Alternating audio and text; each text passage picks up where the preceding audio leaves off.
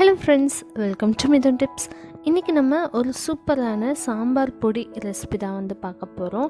இது நம்ம இன்ஸ்டண்ட்டாக செஞ்சு நம்ம யூஸ் பண்ணிக்கலாம், அல்லது கொஞ்சம் குவான்டிட்டி நிறைய யூஸ் பண்ணி நம்ம இதை செஞ்சோம்னா இது நம்ம ஏர்டைட் கண்டெய்னரில் ஸ்டோர் பண்ணி வச்சுக்கிட்டோம்னா இது ரொம்ப நாளைக்கு கெட்டும் போகாது. ஸோ இந்த ரெசிபி எப்படி செய்கிறதுன்னு பார்க்குறதுக்கு முன்னாடி நம்ம சேனலை நீங்கள் சப்ஸ்கிரைப் பண்ணலைன்னா மறக்காமல் கீழே இருக்க red colour subscribe button press பண்ணிக்கோங்க. அப்படியே பக்கத்தில் இருக்க பெல் ஐக்கானும் ப்ரெஸ் பண்ணிக்கோங்க. ஸோ ஒரு பேன் ஹீட் பண்ணிவிட்டு இதில் நான் 1 டேபிள் ஸ்பூன் அளவுக்கு துவரம்பருப்பு எடுத்திருக்கேன், 1 டேபிள் ஸ்பூன் அளவுக்கு கடலைப்பருப்பு, 1 டேபிள் ஸ்பூன் அளவுக்கு தனியா. இது மூணும் பார்த்தீங்கன்னா நீங்கள் குவான்டிட்டி எவ்வளோ எடுத்தாலும் சரி இது மூணும் ஈக்குவல் ரேஷியோவில் இருக்கணும்.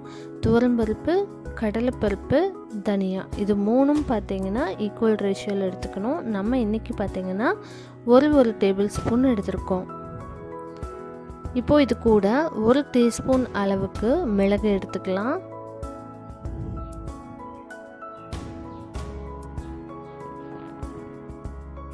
1 டீஸ்பூன் அளவுக்கு சீரகம் சேர்த்துக்கலாம்,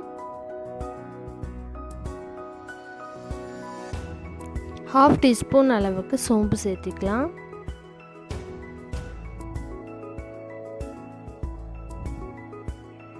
1/4 டீஸ்பூன் அளவுக்கு வெந்தயம் சேர்த்திடலாம்.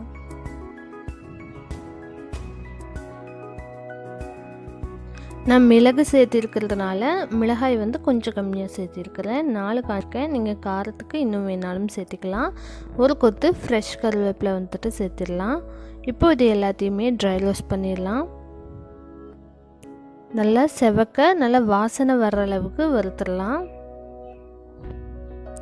இது கூட கொஞ்சம் பெருங்காயத்தூளும் சேர்த்துக்கலாம், ஒரு 1/2 டீஸ்பூன் அளவுக்கு பெருங்காயத்தூள் சேர்த்துக்கலாம்.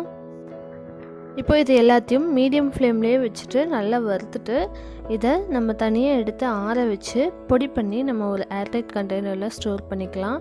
அல்லது இன்ஸ்டண்ட்டாக கூட நம்ம சாம்பாருக்கு சேர்த்திக்கலாம், அல்லது சாம்பார் சாதம் செஞ்சாலும் இந்த பொடி ரொம்பவே டேஸ்டியாக இருக்கும்.